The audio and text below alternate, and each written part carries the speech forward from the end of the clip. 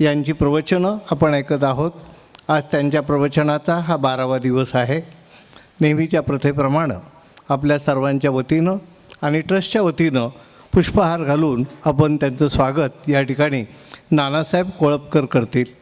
त्याचप्रमाणे माऊलींच्या पोथीला या ठिकाणी बाळासाहेब भोकरे हे हार घालतील.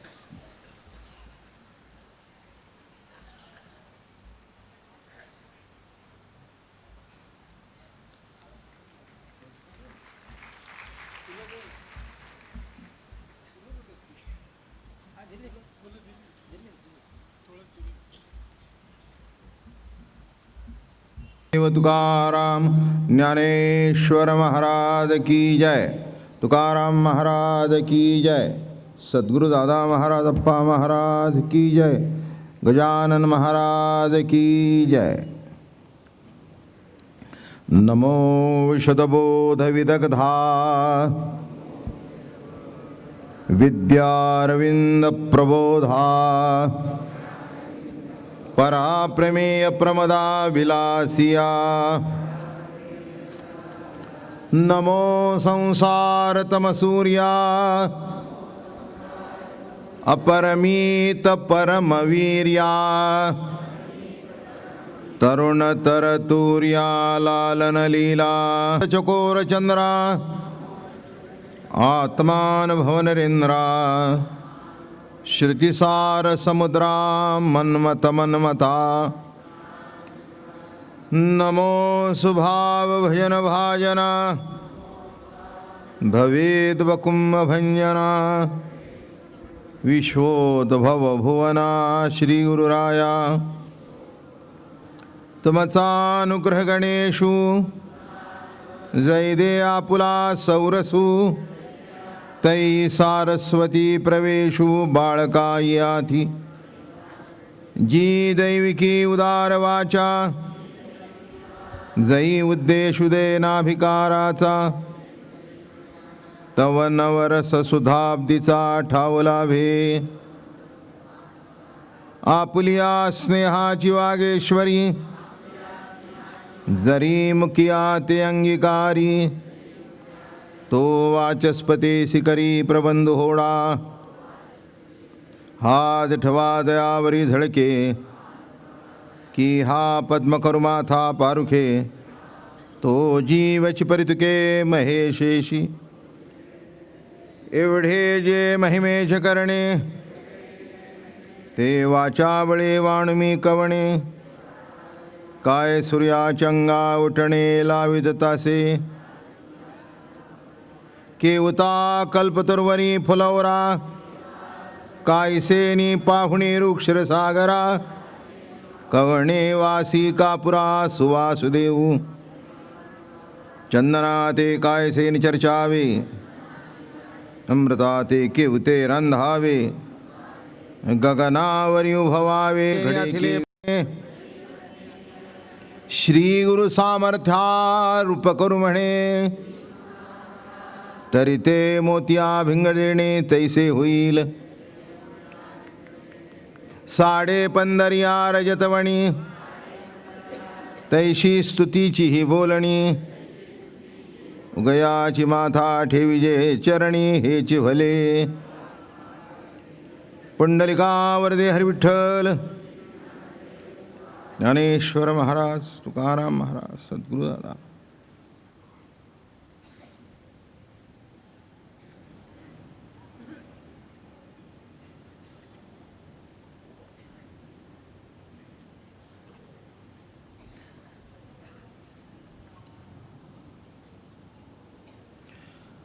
माऊली महावैष्णव संत श्रेष्ठ ज्ञानेश्वर भगवान आणि भगवान प्रभू गोपाल कृष्णजींनी अर्जुनाला गीतेचं निरूपण सुरू करण्यापूर्वी भगवंताचा अवतार माऊली यांनी परंपरेला अनुसार गुणाधिपती गणपती बुद्धीचा दाता गजाननाला वंदन करायला सुरुवात केली. अहो कृपावंता होय बुद्धीचा ये दाता. सर्व याच्यावरच आहे. कालमानानुसार शरीर कमजोर होतं, त्याच्यातलं रूप नष्ट होऊन जातं.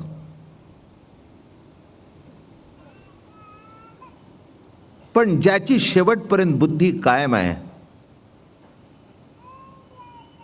तो जगाच्या बाजारपेठेमध्ये कुठेही त्याला काही कमी पडत नाही. इतकं बुद्धीचं सामर्थ्य आहे बरं का. शरीर ओघामध्ये दुर्बळ होतच, साधू असू दे, संत असू दे, पण शेवटपर्यंत आपली बुद्धी स्थिर राहणं, स्थितप्रज्ञ, स्थिर बुद्धी ज्याची आहे असा,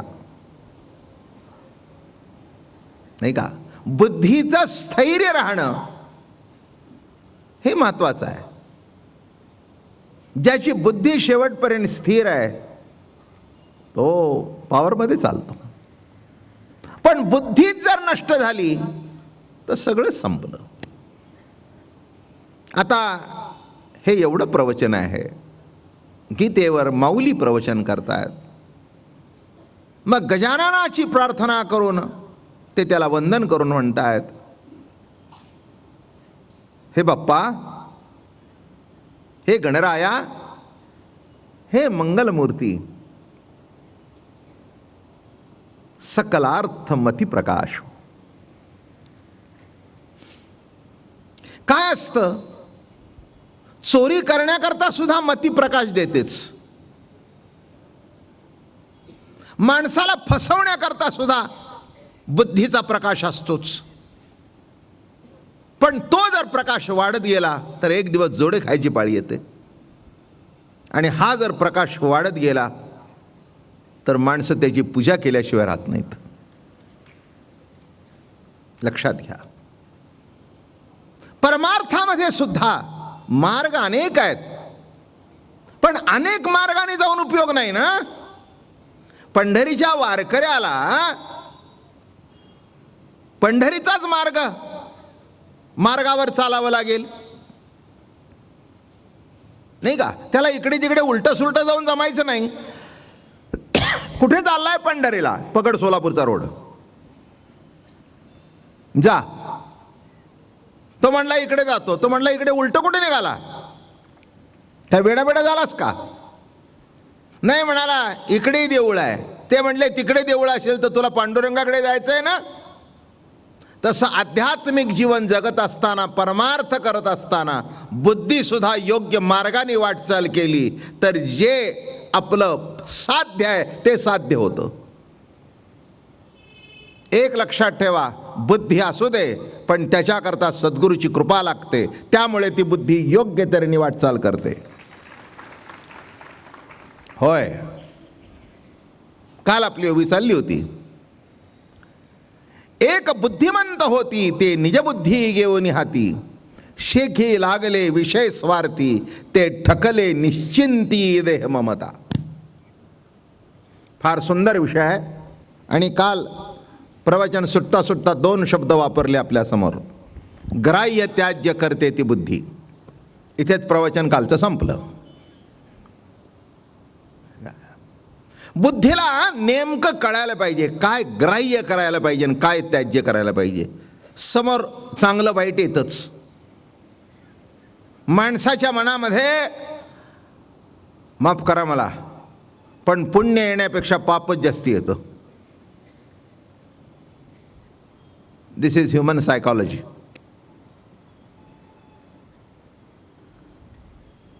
बरं का, वाईट आहे हे कळलं तरी माणूस त्याच्याकडे प्रवृत्त होतो, हे किती आश्चर्य आहे. चांगले विचार किती येतात आणि वाईट किती येतात, काय आश्चर्य आहे नाही. ज्याच्याकरता आयुष्यभर साधना करावी ते एक चांगलं हातात सापडू नये, आणि ज्याच्या मागे लागत नाही तेच माझ्या मागे लागले. किती जीवनातलं एक आश्चर्य आहे. मी नेहमी सांगतो नाही का, आपण ऐकलंय, पेरलेलं उगवत नाही आणि जे पेरलं नाही ते उगवल्याशिवाय राहत नाही. काय आश्चर्य.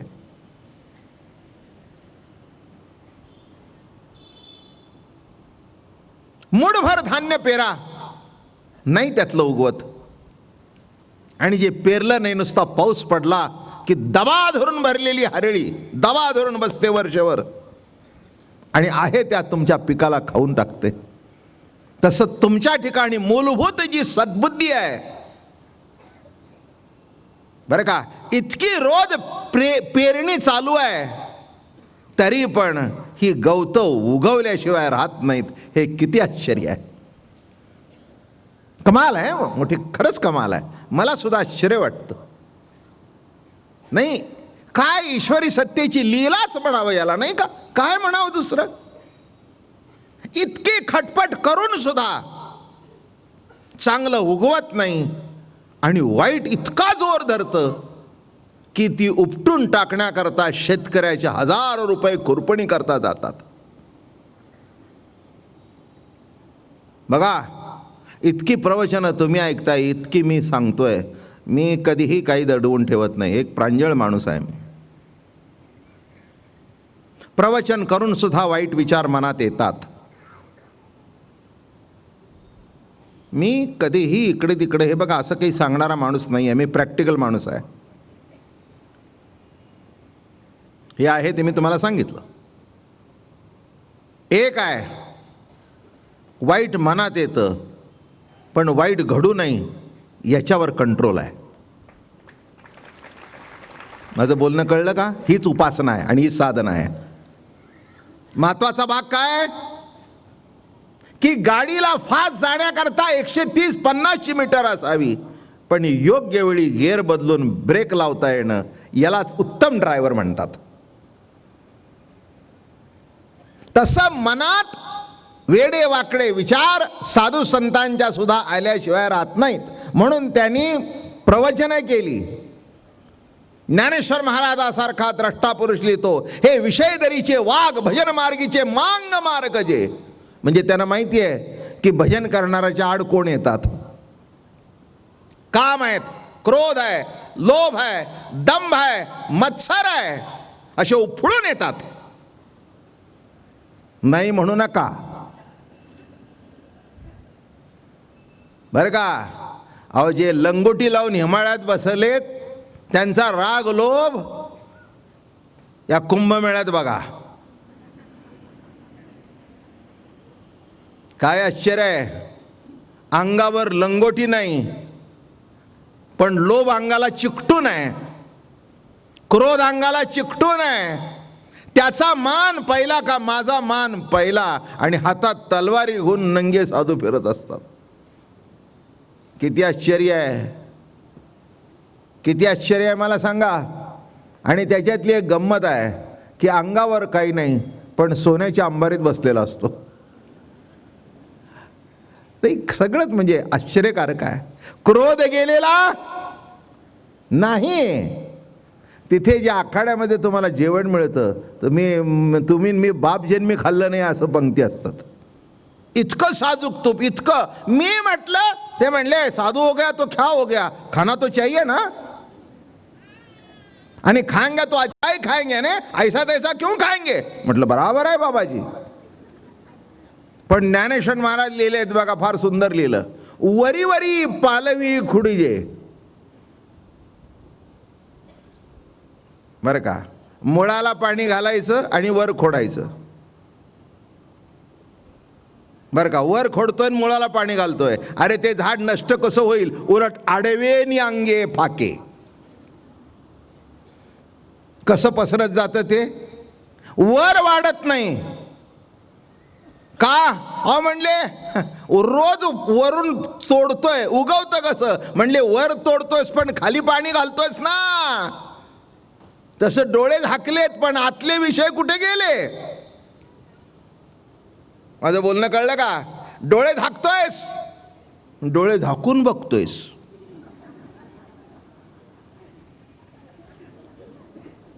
माफ करा मला. हां, अरे डोळे झाकून बघण्यापेक्षा उघड्या डोळ्यांनी बघ, डोळे तरी नजर तरी मरून जाईल. एक साधूची गोष्ट सांगतो, चला. मस्तपैकी गोष्ट आहे. इंद्राच्या सभेमध्ये 3 ऋषी गेले. इंद्राची सभा मोठी भरली होती, 3 ऋषी गेले तिथे. गेल्याबरोबर आता इंद्राची सभा, ती काय बाबा महाराजाचं प्रवचन आहे का दुसऱ्या कोणत्या साधूचं प्रवचन आहे? इंद्राची सभा. इंद्र म्हणजे इंद्रियात अडकलेला तो इंद्र. इंद्र शब्दाचा अर्थ काय? इंद्रियात अडकलेला इंद्र. मग त्याच्या पुढे चालू होतं. कॅबरेला नावं ठेवू नका, तुमच्या पुराणातच कॅबरे आहे. माझं बोलणं खोडून काढा. कथा आहे ही पुराणामध्ये. आणि त्या नाचू लागल्या अप्सरा, मेनका वगैरे वगैरे वगैरे वगैरे. एक आला शंख करू, अरे अरे अरे पाप पाप पाप पाप पाप पाप पाप पाप पाप. काय त्यांचं ते गाणं ऐकायला नको म्हणून कानात बोटं घातली, डोळे झाकून घेतले. जो पहिला होता ना तो पळूनच गेला, म्हणजे नंबर 1ला बसला होता. अरे अरे अरे अरे काय एवढ्या करता आम्ही आलो का, पळतच गेलं. दुसरं होतं त्यांनी डोळे आणि कान झाकून घेतले. तिसरा होता तो निवांत बघत बसला असा, काहीही प्रतिक्रिया नाही. आता बोलणं कळलं का? अरे असं कान बंद करून का कानात जात नाही, डोळे बंद करून का आत शिरत नाही, आणि पळून जाऊन सुटते का ती? पळून जाऊन रात्रभर शिवत बसला आणि तिचं ध्यान सुंदरच होती नाही. अरे याड्या, अशी म्हटलं आपण कधी बघितलीच नाही. आणि का आपण पळून आलो? तो पहिला बसला, आपण बसून जर बघितलं असतं तर कुठे बिघडलं असतं. आणि हा जो होता, लक्षात ठेवा मी सांगतो कसा ताबा होता. काहीही प्रतिक्रिया नाही, निवांत बघत बसला. ग्राह्यही नाही आणि त्याज्यही नाही. ग्राह्य त्याज्याच्या पलीकडे गेला तो साधू. तो साधू. एक अजून साधूचा अर्थ सांगू का? ज्यांनी 6 धुतलेत तो साधू. आणि 6नी ज्याला धुवून काढलं, माझं म्हणणं का, षड्रिपू. षड्रिपू नाही का? काम, क्रोध, लोभ, दंभ, मत्सर, अहंकार, हे 6 वैरी बरं का. याच्यावर जो कंट्रोल आहे त्या साधूचा कंट्रोल होता. तो हल्ला नाही, डोळे झाकले नाहीत आणि प्रतिसाद सुद्धा दिला नाही आणि घाबरला सुद्धा नाही. कसं घडतंय? एक मी तुम्हाला सांगतो, विषयांचं मूळ ही रसना आहे. रोगाचं मूळ तेच आहे बरं का. तिथूनच रोग, तिथूनच भोग बरं का. तुम्ही इथे त्याग केला, इथे लंगोटी नाही लावली, काही नाही, पण खात जर बसला तर त्या खाण्यातून काम आहे, क्रोध आहे, लोभ, हे सगळं पसरत जातं. बघा, माणसाचं खाणं बंद करा,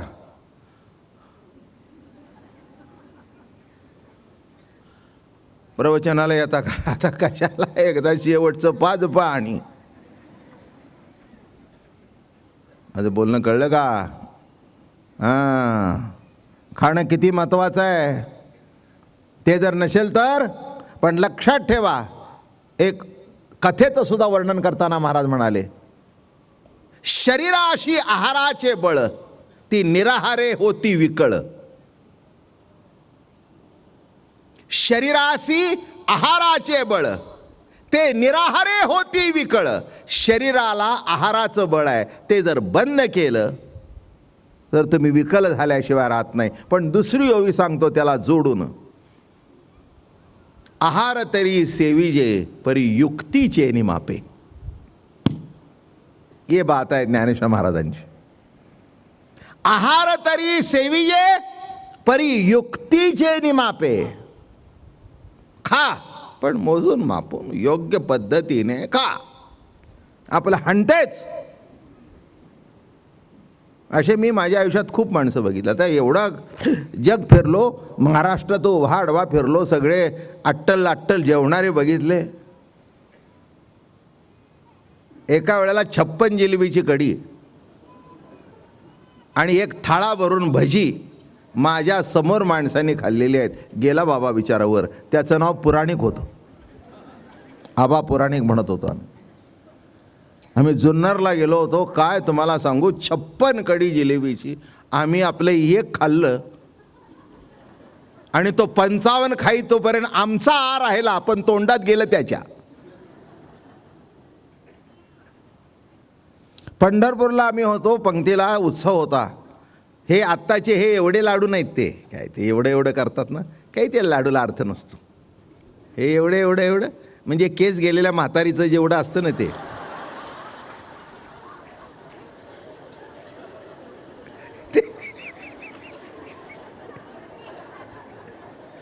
काय बघा, सगळा आनंद वाटला. हे तुम्हाला आनंद वाटण्याकरतात असे दृष्टांत देतो, नाही तर काही कारण नाही बा. नाही तर माणसं पेंगत बसतील. बघितलंय का तुम्ही? आणि ती एवढं एवढं ती विंचरत बसते आणि काय करते आणि त्याला बॉब पिन लावते. कशाची बॉब पिन?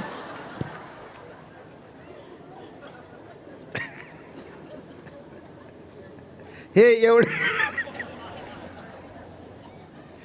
एक एक लाडू असा. आणि काय सांगू तुम्हाला, 22 लाडू खाल्ले असले. माझं म्हणणं कळलं का? आता असं जर खाऊ लागला तर काही जास्ती दिवस जगेल असं वाटतं का?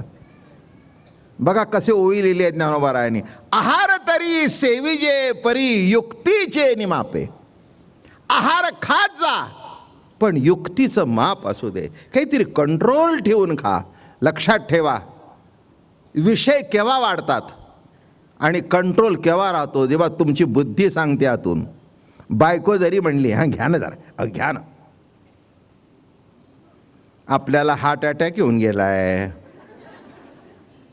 बायपास झालेली आहे, देवानी एकदा मृत्यू पास केलेला आहे. बाबा महाराज विचार करून खा. भजी खा, पण आपले 1 किंवा 2 बस झालं. काय ती तुम्हाला त्रास देणार, पण नुसती भाताच्या ऐवजी आहार तरी सेविजे पण युक्तीचे निमापे. हो, पोळी भात जेवढं. एक सांगतो, शरीराला जास्ती आहार लागत नाही. जो काम मजुरी करतो ते अन्न पचवण्याची ताकद पाहिजे ना. जगण्याकरता कंट्रोलमध्ये अन्न असेल तर तोही मनुष्य नीट राहू शकतो. इथे कशा करता सांगतोय? काय चाललाय विषय कळलं का? नाही तर तुम्ही म्हणाल बाबा महाराज काय सांगतायत? शेखी लागले विषय स्वार्थी ते ठकले. पण विषय कसे निर्माण होतात हे सांगतोय मी मुळाशी. तिथे सुद्धा बुद्धीचा अंकुश असल्यानंतर. मला एक सांगतो, तुम्ही म्हणाल तुम्ही तुमचं सांगताय, नाही सांगत माझं. वारकरी संप्रदाय बुद्धीवर अंकुश ठेवायला शिकवतो. ती जी माळ आहे ना गळ्यातली, अशी खेचते मागे, विषयाकडे चित्त जातं, पण ती गळ्यातली माळ सांगते ए वारकरी आहेस ना, नीट वाग, नीट वाग. लक्षात ठेवा, चित्त जाणं विषयाकडे हा जीवाचा स्वभाव आहे आणि त्याला मागे खेचणं ही साधना आहे. 2 शब्द कळले काय? चित्त विषयाकडे जाणं हा जीवाचा, विषयाचा, इंद्रियांचा स्वभावच आहे. काय आपण मुडदे आहोत काय? नाही का? चांगली वस्तू बघितल्यावर आपलं मन तिथे जाणार नाही? मुडदे नाही. पण चांगल्या वस्तूकडे मन जाऊन सुद्धा बुद्धी त्याला खेचते मागे. ये मागे, मागे ये, जाऊ नकोस. हातला ग्राह्य केलं पण त्याज्य, बघितल्याबरोबर बरं वाटलं, ग्राह्य केलं पण बुद्धीने दे सोडून. मी काय सांगू तुम्हाला, हे प्रवचन झाल्यावर सुद्धा आता इथे तसा प्रकार नाही आहे, पण देवळाबिवळामध्ये बाहेर चप्पल काढून ठेवतात. योगायोगाने आपल्या चपलीच्या शेजारी नव्या कोऱ्या चपल्या असतात. नवी कोरीवाली देवळात असतो आणि फाटकीवाली देवळाच्या बाहेर येतो. मग त्याला आपली चप्पल दिसते आणि त्या शेजारी त्याच्याच मापाची नवी दिसते. हळू त्याचा पाय सरकतो बरं का आतमध्ये त्याच्यात. नाही म्हणू नका, प्रत्यक्ष घातली नसेल पण मनात. अहो मला अनुभव आहे त्याचा, गणमत म्हणून सांगतो. माझे फडके गणपतीला मोठा हॉल आहे तिथे. तिथे जवळजवळ खूप वर्ष माझी इथे यायच्या पूर्वी प्रवचनं झाली. जवळजवळ 7-8 वर्ष मी तिथे ज्ञानेश्वरी फार रंगून कार्यक्रम झाले मुंबईला. त्यावेळेला एक आठवडा असा गेला की रोज चप्पल चोरीला जायच्या. दुसऱ्या दिवशी कोणीतरी सांगायचं, महाराज काल आमची गेली का? म्हटलं काल तुमचा नंबर होता. मग शेवटी मी प्रवचनातून सांगितलं, म्हटलं बाबा अजून तुझं पोट भरलं नाही का? दुसरं देऊळ शोधणं. कोणीतरी हळूच मागून बोललं, पण एवढ्या चपल्या तिथे नसतात ना.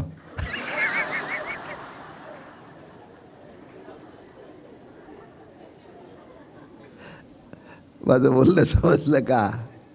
चांगला माणूस असेल तरी त्याला वाटतं बुद्धी. मग आपण असं म्हणतो बघा, चांगला माणूस होता पण बुद्धी फिरली बरं का. याच्याकरता गणपतीला प्रार्थना करायची आहे, महाराज बुद्धी फिरून देऊ नका. अवघड आहे ना. काय अहो कशी बुद्धी फिरते बघा. काय कितीतरी उदाहरणं तुम्हाला सांगता येतील. 2 महिन्यापूर्वी आमच्या देवळातली पेटी रात्रीला चोरीला गेली, अख्खीच्या अख्खी दुधिवऱ्याची, आणि तोडून मोडून त्यांनी गटारात टाकून दिली. फिरली बुद्धी नाही का? फिरली बुद्धी. काय मिळून मिळणार आहे? काय मिळणार आहे? लक्षात ठेवा, बुद्धी फिरली की असं काहीतरी विचित्र होतं. जरा पुढचं जाऊ. नाथान जेव्हा फार चांगला आहेत. एकाची बुद्धी अति चोखडी, वेदशास्त्री व्युत्पत्ती गाडी, ते अभिमाने कडो विकडी, ठकिले पडिपाडे ज्ञान गर्वे. एकाची बुद्धी अति चोखडी, वेदशास्त्र व्युत्पत्ती गाडी, ते ठकले ज्ञान अभिमाने. बरं का, ज्ञानाचा अभिमान झाला आणि त्यांच्या बुद्धीने त्यांना ठकवलं. लक्षात घ्या, वेदशास्त्र संपन्न असू दे नाही तर कसला संपन्न असू दे, पण जिथे बुद्धी आणि त्याचा अहंकार झाला तर तो एक ना एक दिवस संपल्याशिवाय राहत नाही. नाथांच्या भागवतातली ओवी सांगताना मला एक उदाहरण सुंदर आठवलं. आमचे नाथ बाबा बुद्धी होती पण तिचा अभिमान नव्हता. ज्ञानेश्वर महाराज तर म्हणतात, भरी मती माझी पोतडी, करी ज्ञान पद्य जोडी थोरा माते. एक सहज गोष्ट आठवली, सांगाविषयी वाटते. कसा ज्ञानाचा वेदशास्त्र संपन्न असल्यानंतर त्याचा गर्व कसा असतो ते बघा. एक नाथ म्हणजे संस्कृतचे पंडित होते, पण नुसते संस्कृतचे पंडित नव्हते तर संत होते. पंडित पुष्कळ असतील, आपल्या ज्ञानाचा गर्व अनेकाजवळ आहे, पण ते ज्ञान जगाला वाटावं आणि जगाचं कल्याण व्हावं हे ज्यांना वाटतं तेच संत. बाकीचे कसं काय संत म्हणा? ठीक आहे, तुझं ज्ञान तुझा काय उपयोगी आम्हाला. नाथांचा महिमा सर्व महाराष्ट्रभर पसरला. आणि एक दिवस एक विद्वान पैठणमध्ये आले, पगडी बिगडी, तो अंगरखा वगैरे रुबाबमध्ये, आणि ते मेडल बिडल लावलेली. त्यांनी 50-50 लोकांना वादात हरवलेलं. मग त्यांना असं वाटलं पैठणला जावं, या नाथाला हरवावं, त्यांच्याकडून अजिंक्यपत्र मिळवावं. आले त्यांच्याबरोबर ते 3-4 शिष्य, एकाच्या डोक्यावर ट्रंक, बाकीचं ते सगळं पूजेचं साहित्य वगैरे, मोठं प्रस्थ होतं ते. आणि एका त्या ट्रंकेमध्ये बरं का ती सगळी सर्टिफिकेटच होती. यांनी मानपत्र लिहून दिलं, यांनी हरवलं, त्याला हरवलं, असं झालं तसं झालं. नाथापुढे येऊन बसले. नाथाने आपलं दरवाजातूनच साष्टांग नडवत काढलं. बरं वाटले.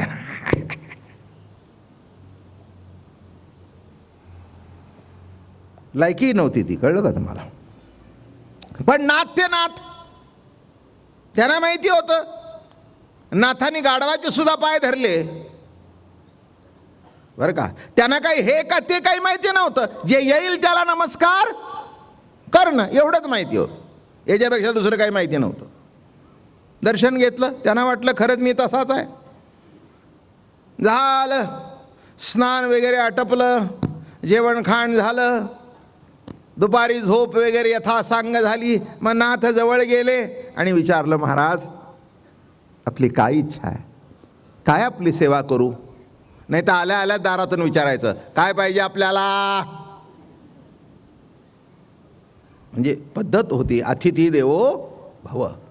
त्या अतिथीचा पहिल्यांदा मान सन्मान करायचा, त्याला जीव खाऊ घालायचं, त्याची विश्रांती होऊन द्यायची. मग विचारलं, महाराज आपली काय इच्छा आहे. ते म्हणाले, अरे त्र्यंबक इकडे, ते काढ रे ट्रंक उघड. हे बघा, हे इथले आहे ना आमका हरवलं, या गावी अशा पंडिताला हरवलं, या गावी अशाला हरवलं, या गावी अशाला हरवलं. नाथाने पुन्हा 4 साष्टांग काढले. वा म्हणले, महाराज काय माझं भाग्य, असा मती गुंग करणारा प्रज्ञावंत माणूस माझ्या घरी आला, भाग्य माझं. म्हणाले, आता आपला आम्ही सन्मान करतो. तसा नाही म्हणाले, मला तुमच्याशी वाद करायचा आहे, खंडन मंडन करायचंय.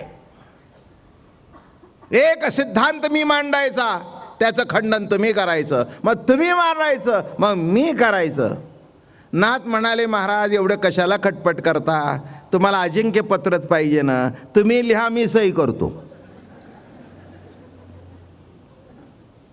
अवघड काय, तुम्ही लिहा मी सही करतो. बरं का, तुम्हाला जे पाहिजे ते लिहा. हरवलं काय म्हणा, यांना तोंड उघडता आलं, काय लिहायचं ते लिहा, मी सही करून देतो. ते म्हणले, असं नाही, हे झालं तर म्हणले जगाला कसं कळायचं. नाथ म्हणले, आता आपण तरी काय करावं. आज म्हणाले गोदावरीच्या तिरेवर मंडप घाला, लोकांना दौंडी पिटवा, बोलवा सगळे. नाथ म्हणले, नका त्या भानगडीत पडू, मलाही घालू नका महाराज, आपण श्रेष्ठ आहात, आमच्यासारख्याकडून आपला काही अनादर झाला म्हणजे आम्हाला दुःख, नका असं करू. कुठले ऐकते ते. बरं का, एकदा नको त्यांनी पूजा करून घ्यायची वेळ आली, फिल इन द ब्लँक्स, की ते माणसाला सुद्धा तसं वाकडं सुचतं. झालं बाबा, गेले संध्याकाळी, मग गावात दौंडी पिटवली, असे पंडित आलेले आहेत, सगळ्यांना कळलंच होतं. बरं, आता पंडितांचाच गाव तो पैठण म्हणजे. बरं, त्यात नाथाबद्दल सर्वांना अत्यंत प्रेम. का मी सांगायला पाहिजे का? हो, नाथाबद्दल असं वाकडच. नको त्यांना घरात आणतो, नको त्यांना जीव घालतो, काहीतरी करतो, काही नाही, काही कशाच काही राहिलं नाही त्याला. एकदा कोणीतरी याचं उठतं, बरा झाला म्हणाले, हा आला ते झालं. मग सगळे खच्चून गर्दी. मग नाथाने आपलं याला असं अशी खुर्ची विरची ठेवली, नाथ आपले खाली पायाजवळ बसले हात जोडून. तेवढं याला बरं वाटलं. हां, बाकीचे म्हणले, काही चांगले होते, ते म्हणले, असं हे काय नाथ कुठे पायाजवळ बसले, काय जे नाथांच्या कीर्तनाला होतं, याची लायकी तरी आहे का. हां, दुसरे म्हणले, तुम्हाला कळत नाही, नाथ हुशार आहेत, नाथाला आपली लायकी कळते म्हणून पायाजवळ बसले,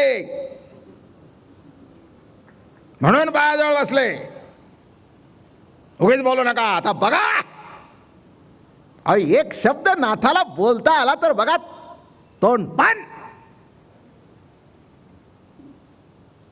दर्शन घेतलं, बसले, आशीर्वाद असावा म्हणले, मनातून म्हणले, तुम्हाला हरवायला आता आशीर्वाद कशा करता, आता खंडन मंडन करायचं, तुमचा आशीर्वाद असू दे, तथास्तु. आलं, बसले, म्हणाले नाथाना. नाथ म्हणाले, आपण पूर्व पक्ष करा, आम्ही पुढचं काहीतरी येतो ते मानतो. नाही नाही म्हणाले, आम्हाला काय, आपण बोला की असं.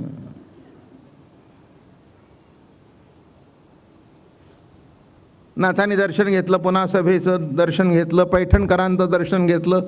त्यांना सांगितलं, महाराज आशीर्वाद असू द्या आपला, आम्हाला काय येतं आहे.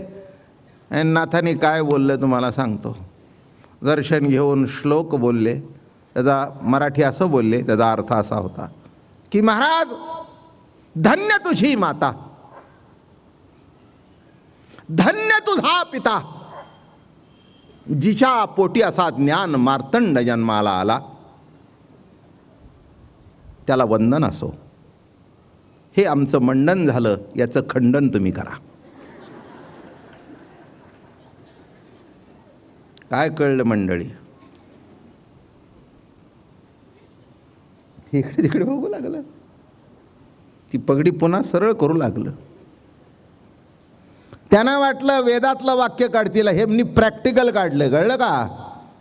आमचे वारकरी संत हे प्रॅक्टिकल संत आहेत. आता कशाचं खंडन करतो? म्हणतो का माझा बाप वाईट आहे? म्हणतो का माझी आई बदफैली आहे? आणि म्हणतो का मी ज्ञान मार्तंड नाही? घाम फुटला महाराज. 5 मिनिटं झाली इकडे तिकडे बघता. हळू म्हणाले, मला वाटलं दुसरं काहीतरी बोलाल. ते म्हणले, मला दुसरं काही येत नाही, तुमच्याकडे बघून जे सुचलं ते मी बोललो. मायबाप तुम्हीच सुचवलं मला. खलास. काय तुम्हाला सांगू, घाम फुटला अंगाला. एक 5 मिनिटात ती पगडी काढली आणि पायावर ठेवली नाथांच्या. पायावर ठेवून दिली, पाय धरले. म्हणले, महाराज आज माझं पुस्तकी ज्ञान सगळं संपलं. मला कळलं की हे पुस्तकातलं पाठ केलेलं आहे, पाठ केलेलं आहे, ते पाठ करून मी उडवणार होतो. तुमच्याकडे पाठ नाही आहे, तर तुमचं ज्ञान सन्मुख आहे, आणि त्या ज्ञानापुढे माझ्यासारखे कितीही काजवे काय करणार आहेत? ज्ञान मार्तंड तुम्ही आहात महाराज. लोटांगण घेतलं पायावर. कशा करता सांगतोय, पुढचं सांगण्याची आवश्यकता नाही. एकाची बुद्धी अति चोखडी, वेदशास्त्र व्युत्पत्ती गाडी, ते अभिमाने कडो विकडी, ठकिले पडीपाडी ज्ञान गर्वे. ठकून गेले. लक्षात ठेवा, माणसाचा अभिमानच त्याला खच्ची करतो. काही काही माणसांना असं वाटतं आपल्याला सगळं माहिती आहे, आणि इथेच तो फसतो. इथेच तो फसतो बरं का. पुष्कळच्या गोष्टी ठीक आहे, बाबा महाराज प्रवचन करत असतील काही, पण प्रत्येक गोष्टीतलं बाबा महाराजाला माहिती आहे असं मी कधी दावाही केला नाही. ज्या ज्या खात्यातली जी जी मंडळी आहेत त्यांचा सल्ला घेतोच, नाही का? हो ठीक आहे, माझ्या ज्ञानेश्वरीच्या बाबतीत, अमक्या बाबतीत ठीक आहे. काय त्याचासुद्धा काही मी काही मोठा गर्व करत नाही. माझ्यापेक्षाही आणखीन चांगले असतील, चांगले व्हावेत, तरच हा परमार्थ पुढे चालणार आहे बरं का. एक बाबा महाराज होऊन उपयोग नाही, असे कितीतरी बाबा महाराज व्हायला पाहिजेत, कितीतरी व्हायला पाहिजेत. मीच चांगला आहे असं कधीच दावा केला नाही. मी तुम्हाला खरंच सांगतो, ज्ञानेश्वरी हात ठेवून, मी काय सांगणार आहे शेवटपर्यंत मला माहिती नसतं. इथे येतं कदाचित काही वेळेला ठरवलेलं असतं, आणि इथे जे बाहेर पडतं ते शेवटपर्यंत ठरवलेलं येतच नाही, दुसरंच काहीतरी प्रगट होतं. हा माझा रोजचा अनुभव आहे. रोजचा जर माझा हा अनुभव आहे, तर तुम्ही जे टाळ्या वाजवता किंवा आनंद प्रकट करता त्याचं क्रेडिट मी माझ्याकडे का घेऊ? तुम्ही टाळ्या वाजवल्या, आनंद प्रकटला, हार घातला, मी त्या देवाच्या चरणी अर्पण करतो, संताच्या चरणी अर्पण करतो, गुरुच्या चरणी अर्पण करतो, आणि मोकळा होऊन पुन्हा मोकळ्या खिशाने घरी जातो. दुसरं काही नाही आहे. लक्षात ठेवा, जी बुद्धी अनन्य असते तीच बुद्धी यशस्वी होते. जी बुद्धी अनन्य नसते, ज्या बुद्धीला अहंकाराची झालेली असते, ती पावलोपावली आपटी खाल्ल्याशिवाय राहतच नाही. हा सिद्धांत लक्षात घ्या. म्हणून ही बुद्धीची कथा चालू आहे. बुद्धिमंत अभ्यासी जन अभ्यासी साधती प्राणापान, ते योग दुर्गी निगदी जाण, ठकले संपूर्ण भोग सिद्धी. कशा बुद्धीच्या ओव्यात बघा, एक से एक बढिया. बुद्धिमंत अभ्यासी जन अभ्यासी साधती योग. योग करतात अभ्यासाने. काय किती योग केला तरी शेवटी जमत नाही. योग दुर्ग उल्लंघन करताना कुठे नाही कुठेतरी भानगड. अरे असा श्वास गेला आणि तो वरच्यावर कोंडला तर काय होईल? हे इतकं सोपं नाही. मागे मी सांगितलं, हे रामदेव महाराज दाखवतात टी व्हीला, तो भाग निराळा आहे. तो शारीरिक करता आहे. That is a type of exercise की शरीराचं प्राणायाम केलं की श्वास वर खाल हा भाग निराळा. आणि हा जो देवाच्या प्राप्तीकरता केलेला योग आहे तो जो श्वास कोंडला आणि कोंडला परत नाही आला तर, म्हणून कसं वापरलं शब्द, तया दुःखाचा शेल वाटा, दुःखाचा शेलका वाटा तुझ्या वाटणीला येईल. लक्षात ठेव अर्जुना, साधा सुद्धा नाही. काही काही माणसं योग समाधी करता करताच आटपलेली माहिती आहेत मला. माझ्याकडे होते एकाना सवय होती हे असा रेचक कुंभ करायची. अहो करायला बसले चांगले होते, करायला बसले श्वास असा जोरात वर खेचल्यावर पुन्हा तिथेच संपलं. डॉक्टर म्हणाले, मी त्यांना सांगत होतो हे करू नका. आता बाकीचं उत्तर निराळं, त्याचं मरणच त्याच्यात होतं, तो भाग निराळा, द्या सोडून. पण ही सुद्धा शक्ती किती करायला पाहिजे, काय करायला पाहिजे, काय नाही. मी सुद्धा हार्ट अटॅक आल्यानंतर मी ते योगाचं क्लासेस घेत होतो. मग ते शिकवायचे मला म्हणायचे 5 पेक्षा जास्ती करू नका. काय सांगायचे मला, 5 झालं खूप झालं. मी म्हटलं जास्ती करू का, नाही. श्वास कोंडून धरायचा नाही. मी म्हटलं 5 वेळा, नाही म्हणाले. एवढंच आपली एवढी शक्ती आहे. इथे काय म्हणतात बघा, बुद्धिमंत अभ्यासी जन अभ्यासे साधती प्राणापान, ते योग दुर्गी निघते जाण, ठकिले संपूर्ण भोग सिद्धी. एक मानिती कर्मश्रेष्ठ, वाढविती कर्म कटकट, विधिनिषेधे रोधली वाट, बुडाले कर्मट कर्मा माझी. हे यादी आहे कोण आपल्या बुद्धीचा कसा वापर करतो. बरं का, एक मानिती कर्मश्रेष्ठ, कर्मच श्रेष्ठ, करायलाच पाहिजे, केल्याशिवाय जमत नाही, करून होतं. माणसं मी जास्त मारत नाहीत का, अहम कर्तृत्व, मी केलं म्हणून झालं. जरा बसा न गप, कशाला मी जास्त मारता. अरे कान कोण करतो न काय करतो, काय तुमच्या माझ्यावर जग चाललंय का. कितीतरी गोष्टी सगळ्याचे संसार ज्याच्या त्याच्या पद्धतीने चालूच आहेत. काय मी एकटा जगाचा संसार चालवतो का. ठीक आहे, माझ्या प्रवचनाला तुम्ही येता, संसार कसा करावा ते तुमचं तुम्ही ठरवता. चाललंय ना का बंद पडलंय का माझा सल्ला करता. हॅलो बाबा महाराज, मेथीची जोडी 5 रुपयाला आहे, घेऊ का.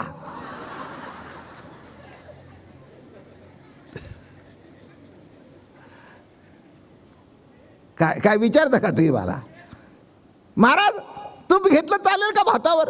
आता काय मी कशा करता सांगितलं. कर्म जे आहे ते ठीक आहे, ज्याच्या त्याच्या पद्धतीने जो तो करत असतो. त्याच्यामध्ये यश कुणाला येतं कुणाला अपयश येतं हा ज्याचा त्याचा भाग आहे. त्याच्याकरता मी करतो, मी सांगितलं म्हणून द्या सोडून. कोणी शिकवायची गरज नाही, कोणी सांगायची गरज नाही. जे ते गोष्ट आपापल्या कर्माने होत असते. हा जीवनातला माझा अनुभव आहे. तुम्ही ठरवा, होणार नाही, आणि तुम्ही न ठरवता सुद्धा घडतं. काय लीला आहे देवाची. तुकाराम महाराज याच्याकरता म्हणाले, करता देव हाची निर्धार. हे करून घेणारा कोणतरी देव आहे हे विसरू नकोस. तुला वाटतं मी करतो म्हणून होतो. मग माणसं कर्म करायच्या मागं कर्माच्या मागे लागतात. एक मानती कर्मश्रेष्ठ, बस आमचा कर्मयोग श्रेष्ठ. आमच्या कर्मावर विश्वास आहे. आम्ही आमचं कार्य करत राहणार. आम्हाला देवाची गरज नाही, आम्हाला कोणाच्या सल्ल्याची गरज. हो हो हो, जरा दमधर. अशी एक वेळ येते की कोणाचा नाही कोणाचा, ज्याला आपण निंद्य मानलेला असतं त्याचा सुद्धा सल्ला मान्य करावा लागतो. काही काही घरामध्ये माणसं बायकोला अगदी तुच्छ मानतात. हे तुला काय अक्कल आहे का, आपलं हे कर, नाही इकडे रस्ता घालू नको. पण एक वेळ अशी येते तिलाच विचारावं लागायचं, काय करू का आता.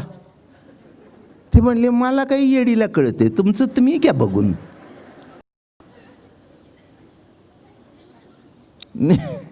मी कशा करता सांगतोय, लक्षात घ्या माझं म्हणणं.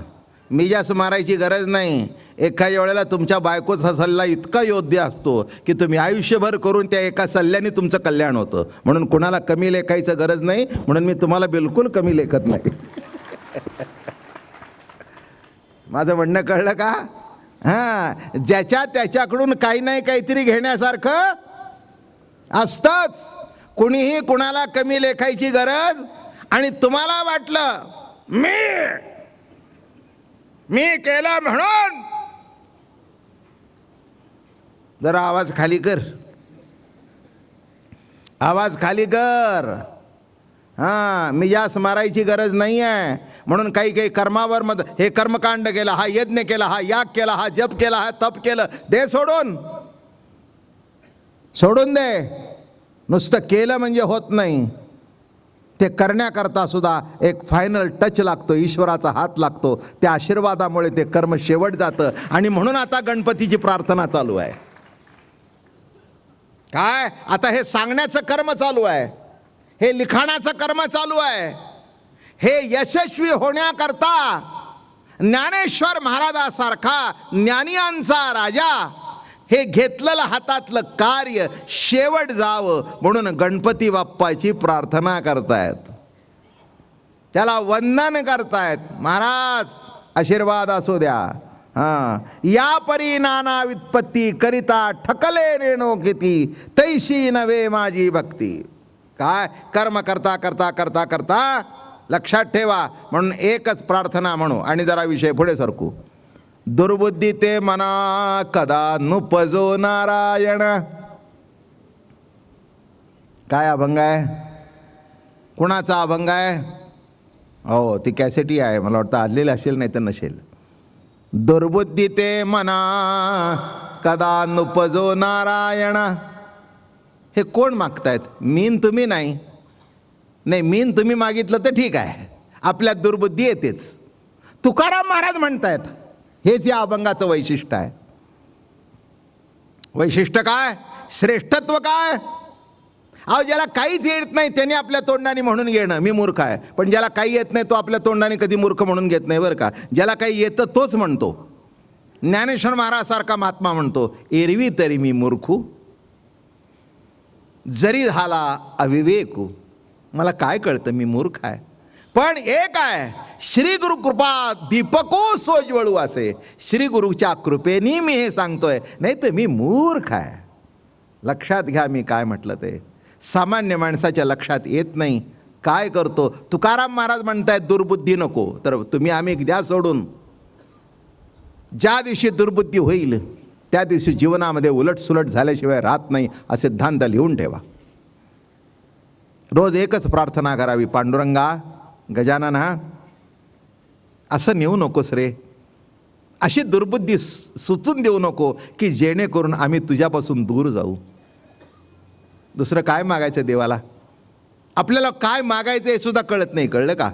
पण मला वाटतं एवढं मागणं कोणी मागावं. दुर्बुद्धी ते म्हणा कदा नुपजो नारायणा. नारायणा, हे प्रभुराया मला दुर्बुद्धी देऊ नकोस. आणि इथे त्याच्याकरता प्रार्थना आहे, सकलार्थ मती प्रकाश. आमची मती सुंदर प्रकट होऊ दे. आणि एक सांगतो, सिद्धांताची ओवी सांगतो. हे मोठे मोठे विद्वान मंडळी आपल्या बुद्धीवर फार त्यांचं महत्त्व असतं. पण खरी बुद्धी ज्ञानेश्वर महाराज काय म्हणतात माहिती आहे का? ईश्वरा वाचोनी काही जे आणि एक लाणी नाही, ते एकच बुद्धी पायी अर्जुना जगी एरते दुर्मती. माणसं म्हणतात आम्ही देवाला तसा मानणार नाही, आमच्या बुद्धीला पटलं तर. ते म्हणले बुद्धीला देव पटणं हीच खरी बुद्धी. खरी बुद्धी काय? खरी बुद्धी काय?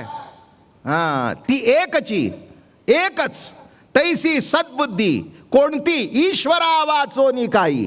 ईश्वरा वाचोनी काही जी आणि एक लाणी नाही, ते एकच बुद्धी पायी अर्जुना एरते दुर्मती.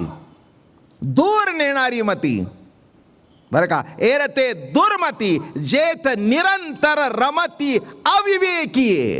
अविवेकी मनुष्य कायम दुष्ट विचारामध्ये रमतो. बघा, काही काही वेडी बाकडी माणसं असतात ना, त्यांच्या डोक्यात त्याला कसा मारायचा, त्याला कसा हाणायचा, त्याच्यावर कसा डाव द्यायचा, त्याला कसा खच्ची करायचा. काय डोकं चाललंय. वा वा, कशा करता, एवढ्या करता डोकं दिलं का तुला. हां, आता सुपारी घेतली आहे, कसा त्याचा गेम करायचा. नवीन शब्द. हो, कसा त्याचा गेम करायचा. आता काय मला सांगा तुम्हाला. हां, अशी जर बुद्धी काम करू लागली तर काय व्हायचं. आत्ताच आमच्या भैरट पाटलाला सांगितलं मी. आतमध्ये बसलो होतो आम्ही. ते म्हणले, ते 55वर माझी गाडी होती. म्हटलं त्यावेळेला जो ड्रायव्हर होता एक मस्तपैकी, आत्ताच आम्ही सांगत होतो. हो, तो ड्रायव्हर याच्यामधलाच होता. माझ्या पायाला खाली अशी तलवार लागली. मी म्हटले काय ठेवलं आहे. म्हणला केव्हाही आम्हाला धोका असतो म्हणून ठेवलं आहे. अरे म्हटलं माझ्याजवळ कशाला.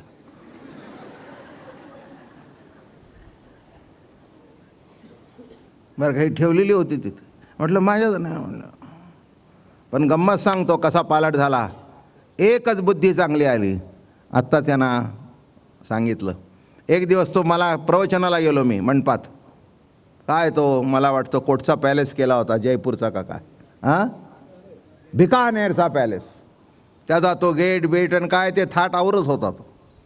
हो, रोज 5-25 हजार माणूस, एका दिवशीला 30-40-50 हजारापर्यंत समाज. असा तो 55 दिवसाचा महान सोहळा त्यावेळेला घडला.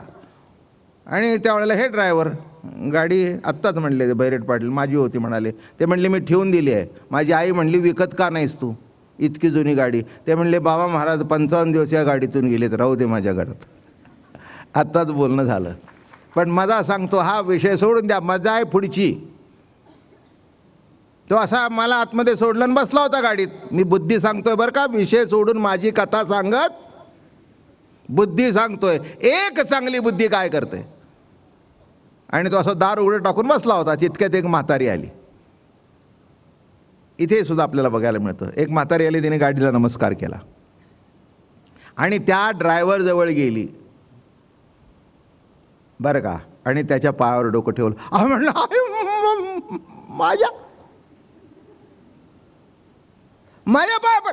अरे म्हणले बाबा, अहो म्हणला माझी. अरे तू दे गप्प बस, माझा ऐक जरा. अरे बाबा, त्या बाबा महाराजाच्या शेजारी रोज बसतोस तू, त्याची गाडी चालवतोस तू, कसा कास, पण मला तुझं दर्शन घेऊ दे. पुढचं ऐका. मला काही याची कल्पना नाही. त्यावेळेला मी त्या रोडला, कोटचा रोड तो, हां सिंहगड रोडला राहत होतो. आणि तिथे तो वर आला, पाय धरला, रडला. म्हणला महाराज माझी लायकी नाही कुणी माझ्या पाया पडायची, पण तुम्ही गाडीत बसला, त्या बाईने माझं दर्शन घेतलं आणि मला म्हणाली तू कुणी कास, पण बाबा महाराजाची गाडी चालवतोस, भाग्यवान आहेस. अरे आम्हाला लांबून जाता येत नाही, तू रोज शेजारी बसतोस त्यांच्या, मला दर्शन घेऊ दे. महाराज आजपासून सगळं सुटलं, मला माळ घाला. आणि त्यांनी माळ घातली त्यावेळेला. मी काय सांगतोय, एकच बुद्धी.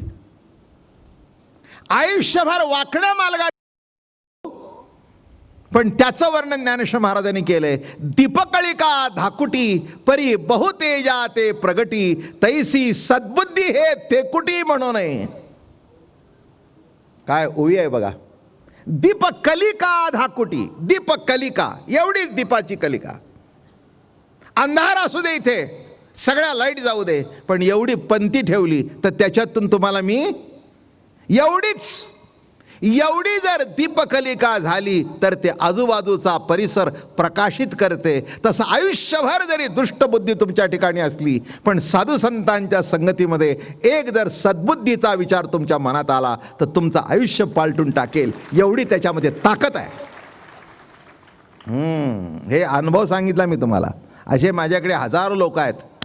प्रवचनाला आले, कीर्तन ऐकलं, बघितलं, आणि आयुष्य गाडी एकदम निराळ्या रुळावर निघाली बरं का. गाडी जी नरकाकडे निघाली होती ती गाडी वैकुंठाकडे निघाली. हे काय बाबा महाराजाचं कर्तृत्व वगैरे काही नाही, हे बुद्धी सांगतोय. जर तुमची बुद्धी योग्य मार्गाला वाटचाल करू लागली, योग्य, आणि तो योग्य मार्ग दाखवणारे कोण आहेत साधू संत दुसरं कोण दाखवतो बाबा आपल्याला?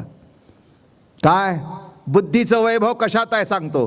बुद्धीचे वैभव अन्य नाही दुजे, एका केशवराजे सकळ सिद्धी. बुद्धीचे वैभव अन्य नाही दुजे. काय म्हटलं? बुद्धीचे वैभव अन्य नाही दुजे, एका केशवराजे. अरे बुद्धीचा वैभव त्याच्यात आहे, बुद्धिदाता जो परमात्मा आहे त्याला जाणण्यात. चला एक दृष्टांत सांगतो. एखादा स्मृतिभ्रंश झाला, त्याला काही कळेला, काही नाही.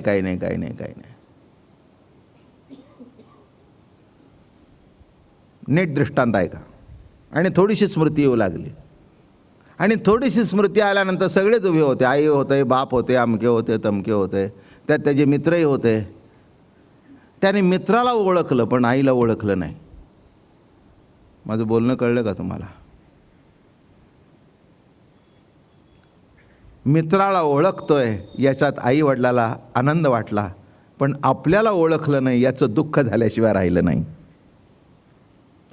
त्याच्यातलं कारण कळलं. आई आली बाहेर, बरं झालं म्हणली, गोविंदाची स्मृती जागी झाली. अहो मित्राकडे बघून त्याला ओळखलं, पण पुढे म्हणली मला नाही ओळखलं,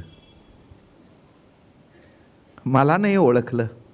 तसं जगाला ओळखाल, सत्तेला ओळखाल, पैशाला ओळखाल, नावलौकिकाला ओळखाल, पण ज्यांनी हे दिलं त्या परमात्म्याला जर तुमची बुद्धी ओळखली नाही तर जाग होऊन तरी काय उपयोग आहे?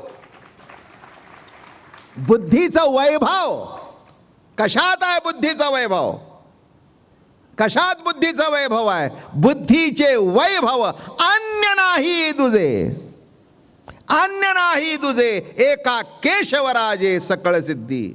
तसं एक जर सद्बुद्धी आपल्या जीवनामध्ये आली आणि ती सद्बुद्धी येऊन आपल्या हातून जगाची राहू द्या पण आपलीच उन्नती व्हावी.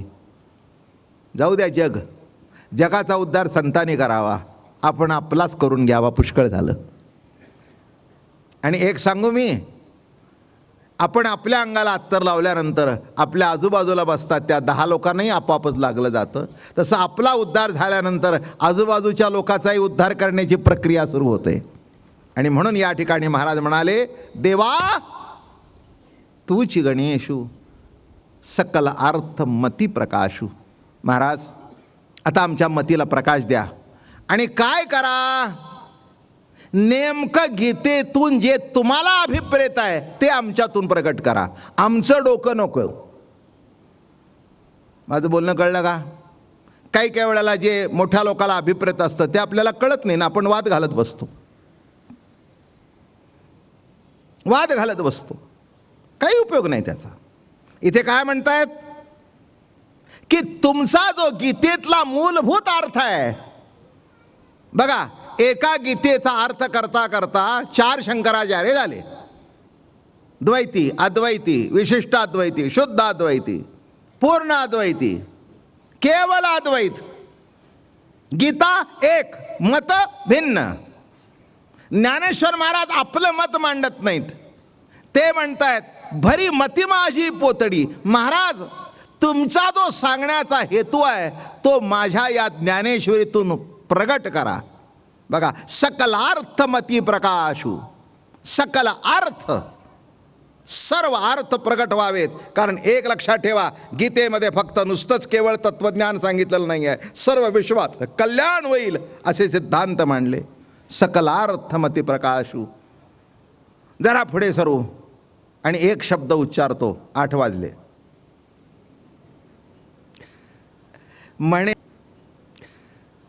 म्हणे निवृत्तीदासू अवधारी दोषी. ही विनवणी कोण करतो?